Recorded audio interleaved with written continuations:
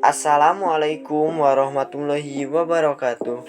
Kami di sini akan memenuhi tugas biologi dari Ibu Yuyu Yulia, yaitu mempresentasikan atau menjelaskan materi. Materinya adalah jaringan penyokong.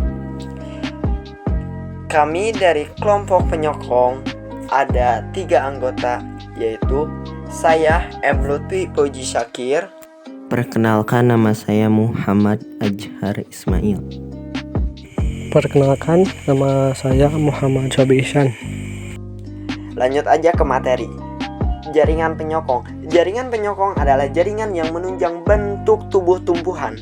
Ciri-ciri jaringan penyokong adalah memiliki sel-sel berdinding tebal dan kuat, serta telah mengalami spesialisasi pada sel-selnya. Jaringan penyokong memiliki fungsi sebagai berikut, yaitu 1. Menegakkan batang dan menguatkan daun. 2. Melindungi embrio biji.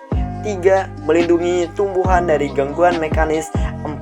Memperkuat jaringan aerenkim atau parenkim, penyimpan udara. 5. Melindungi jaringan pengangkut. Berdasarkan bentuk dan sifatnya, jaringan penyokong dibagi menjadi 2, yaitu kolenkim dan sklerenkim. Yang pertama yaitu kolenkim. Jaringan kolenkim merupakan jaringan penguat pada organ-organ tumbuhan yang masih aktif mengadakan pertumbuhan dan perkembangan. Jaringan ini terdapat pada batang, daun, bagian-bagian bunga dan buah, serta akar yang terkena cahaya matahari. Sel-sel penyusun jaringan kolenkim adalah sel-sel hidup yang bentuknya memanjang dan umumnya memiliki dinding dengan penebalan yang tidak teratur. Penebalan dinding terutama terjadi pada sudut-sudut sel dan terdiri atas bahan selulosa yang tebal. Jaringan kolenkim hanya memiliki dinding primer yang lunak, lentur, dan tidak berlignin. Ini selnya dapat mengandung tanin dan kloroplas, dan di atas adalah sebuah gambar kolenkim. Lanjut, ciri-ciri kolenkim ada 4. Yang pertama, 1. Tersusun dari sel-sel yang hidup. 2. Ukuran dan bentuk sel beragam. Ada yang berbentuk prisma pendek atau panjang seperti serat dengan ujung meruncing. 3. Penebalan dinding sel tidak teratur. Hanya memiliki dinding sel primer yang lunak, lentur, dan tidak berlignin.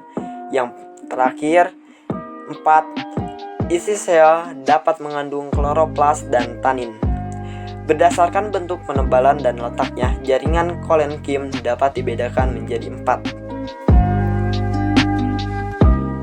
Kolenkim terdiri dari yaitu 1.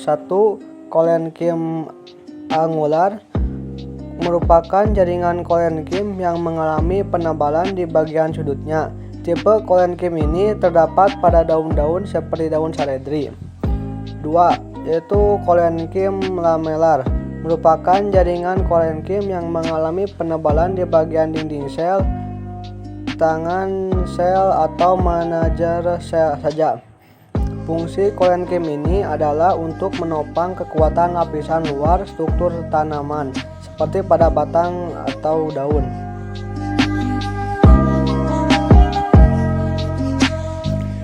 Yang ketiga yaitu kolenkim anular.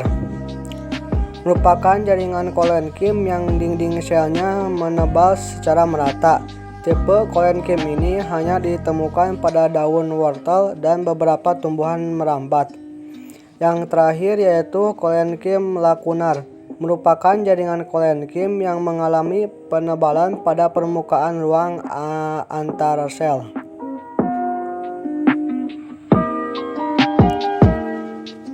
Dua, sklerenkim.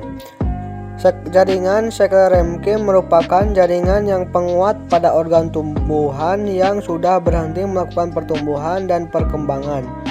Jaringan ini tersusun dari sel-sel yang dindingnya mengalami penebalan sekunder dari bahan lignin. Sklerenkim memiliki ciri-ciri sebagai berikut.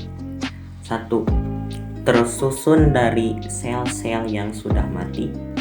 2. Sel-sel penyusunnya memiliki dinding yang tebal dari bahan lignin sehingga bersifat kaku dan keras. 3. Sel-selnya tidak memiliki protoplasma karena merupakan sel mati. 4. Penebalan dinding sel terjadi secara merata pada seluruh bagian dinding. Jaringan sklerenkim dibagi menjadi 2. Yang pertama, serabut atau serat-serat sklerenkim. Serabut atau serat-serat sklerenkim merupakan sel-sel yang berbentuk serat, baik serat pendek maupun serat yang panjang, dengan ukuran 2 mm sampai 25 cm.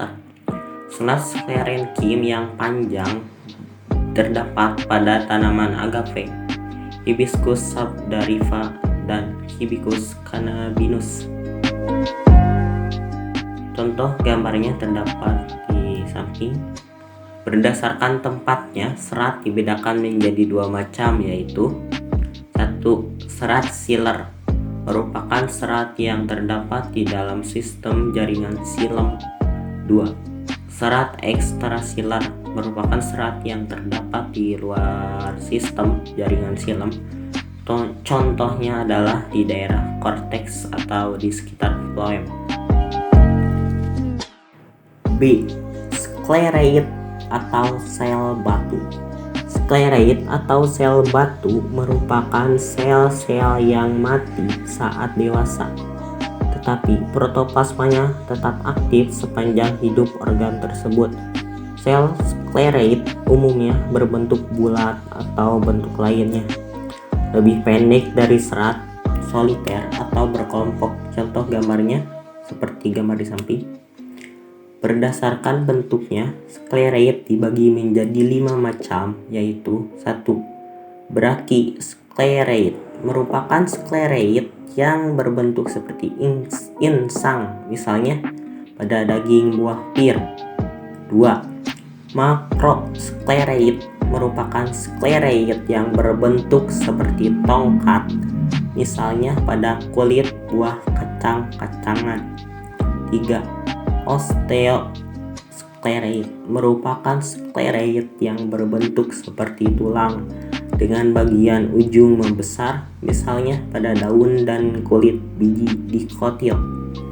4. Osteosklereid merupakan sklereid yang bercabang-cabang seperti bintang, biasanya terdapat pada daun. 5. Trichosklereid merupakan sklereid yang berbentuk memanjang seperti benang. Sekian dari kami, terima kasih atas perhatiannya. Mohon maaf bila ada kesalahan karena kami masih dalam tahap pembelajaran. Wassalamualaikum warahmatullahi wabarakatuh.